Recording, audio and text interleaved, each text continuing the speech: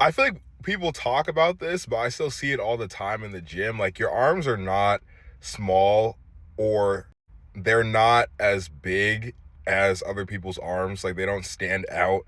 Not because you don't combine the perfect slew of bicep exercises, but you just don't prioritize them and put in enough intensity. You don't need 5 different exercises. You don't need crazy volume.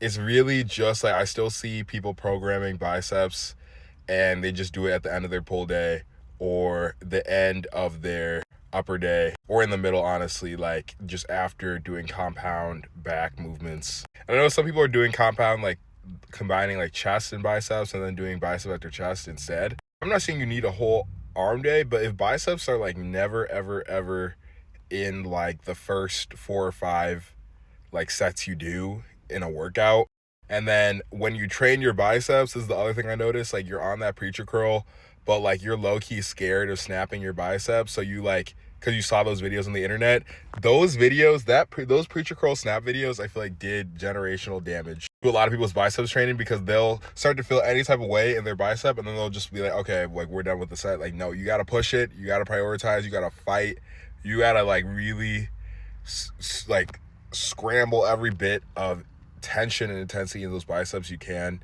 on those preacher girls. If you like don't ego lift, do a weight you can comfortably do multiple reps without moving your torso, no body English, no help, just through your biceps alone. So how many reps can I do with my bicep? No hunching, no rocking your body to get it up, and you keep the tension of your bicep. You don't just like let it just completely collapse at the bottom. And you actually use a good preacher curl machine. If it doesn't fit your arm length, if it feels weird, if it just drops at the bottom and there's no tension at the bottom, that is not a good preacher curl. The point is for a descending resistance profile. If you do all that stuff, like your arms will grow.